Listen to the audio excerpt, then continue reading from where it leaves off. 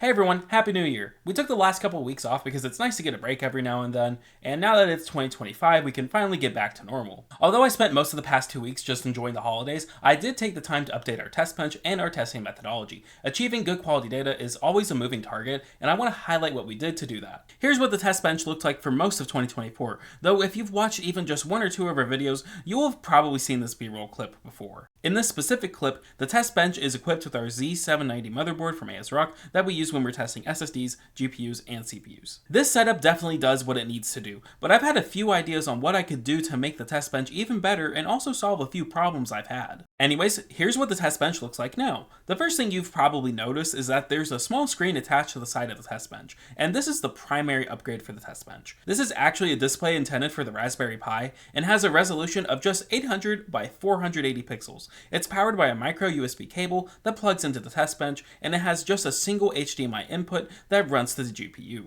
I wanted this thing to be pretty convenient, so I specifically got this tiny HDMI cable that's maybe a foot long at most. It actually ended up being almost too short, but thankfully I was able to make it work. The main reason why I have this tiny screen hooked up to the test bench in the first place is because previously the test bench didn't have a dedicated monitor at all. Why didn't we have one at all until now, you ask? Well, just look at my workspace. Nearly everything relating to SI happens right here on this desk. There's literally no room for another monitor. There's barely any room at all, honestly. Now you're probably wondering how we even use the test bench without a monitor plugged into it. Well, we use this app called Parsec, which allows us to remote into the test bench and other PCs that we happen to be testing. Parsec is basically TeamViewer, but better. It has super low latency, uses very little bandwidth, and it's honestly just stupid simple to use. However, sometimes I found myself needing to plug in a monitor that I use with my main PC, and there were two main reasons why. Firstly, Parsec sometimes fails to launch when we first boot up the test bench. Before we even sign into Windows, usually Parsec is up and running, so we can just remote in, no problems, and then we sign in. But there are cases where Parsec will not launch after booting, namely after Windows updates or random crashes, or sometimes seemingly for no reason. And in those instances, I would need to connect a monitor to sign in and then manually launch Parsec, which is a massive pain. But thanks to this little screen here, it's easy to sign in. I can even use a test bench like this if remoting in isn't an option for some reason, though obviously this is not exactly ideal. To attach it to the test bench, I just use a command strip, which is basically Velcro except it's made out of plastic instead of fuzz. This is not the only instance of command strips or Velcro being used on the test bench. The other issue that this tiny monitor solves is getting into the BIOS. It's impossible to remote into the test bench before Windows has launched, and obviously the BIOS screen is before Windows has launched, so anytime we needed to access the BIOS, we had to connect an actual monitor to the PC. So my expectation with this display was that I'd be able to navigate the BIOS like normal, even if it looks kind of small and hard to read. It would just, it would be a good solution. However, when I first tried accessing the BIOS, it showed me a very zoomed in image and then crashed immediately. I had never seen this behavior before and I was a little baffled. I looked into this and as it turns out, modern BIOSes will not function properly if your monitor has a resolution that's too small. Yes, an interface that would look more at home in the early 2000s somehow has a minimum resolution requirement. Even Windows 11 can run a 480p monitor. I don't get it. Now, I really wanted this thing to work because I did not want to have to get another monitor with a higher resolution because not only would it be a lot more expensive, it also would probably be too large to be really convenient. But I was on my own figuring out a solution for my problem because pretty much everyone else who had the same issue and asked in a forum thread like the Asus forums or on Reddit, well, they simply just got a new monitor because, well, they weren't stuck with a tiny one like me. Thankfully, I was able to figure out something to get this tiny monitor to work without compromising. So I bought this HDMI gadget that I plugged into my monitor, and I'm not entirely sure exactly what it does, but according to the product page, it forces the resolution to be, well, in this case, it's a 1080p one.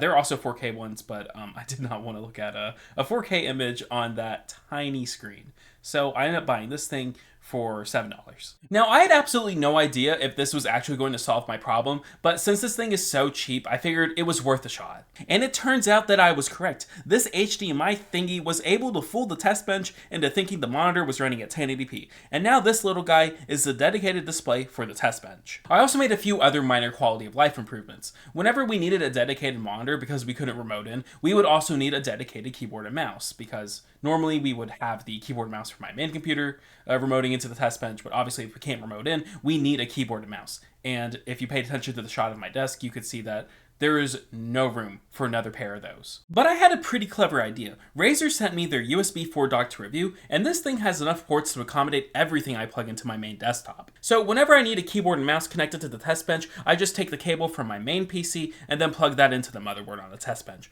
Thanks for Razer for sending this in. I'll have a review out on it in the next week or two. You might also have noticed that the fans are stuck to the top of the test bench without any screws. That's because I used some command strips to attach them there, instead of just tightening the cable around this bar thing and hoping for the best like I had been previously doing. This also makes it easy to remove the fans in case I need to, such as when I'm swapping out the motherboard for our other platforms. Finally, the one major hardware change we've made to the test bench is that we're using a different AM5 motherboard, Asus's TUF Gaming B650 Plus. It's got a few more VRM stages than the Strix B650EI that we were using previously, which is better for testing higher power CPUs. I also changed up our methodology for testing CPUs and GPUs, which I'll go over briefly. For CPU reviews, we're now testing 7-Zip and Blender, which adds some very much needed non-gaming benchmarks to our testing suite. For CPU and GPU reviews, we're going to be testing a few different games. The Steam Winter Sale brought down prices on a lot of games that we wanted to test, and we got them. We added Indiana Jones and the Great Circle, Spider-Man Remastered, Total War Pharaoh, and Red Dead Redemption 2, and in exchange, we dropped a few older titles like Metro Exodus Enhanced Edition and Total War 3 Kingdoms. Most of the games in our testing suite are sticking around though, because either they're really popular like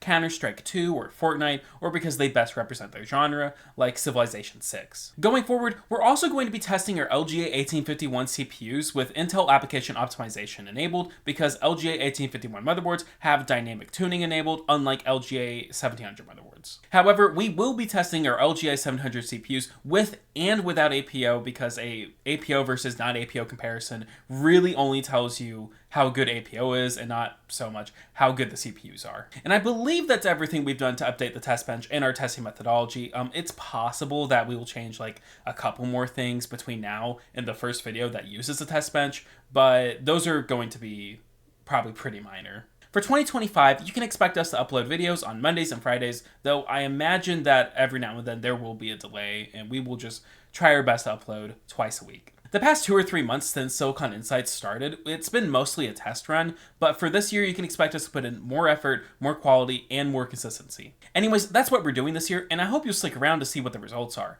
If you want to support our channel, then please like the video, comment, subscribe, and click the bell icon to get notified the next time we upload. If you want to go even further, then please consider donating to our Patreon, which will help keep SI running. Thank you so much for watching, Happy New Year, and I'll see you next time.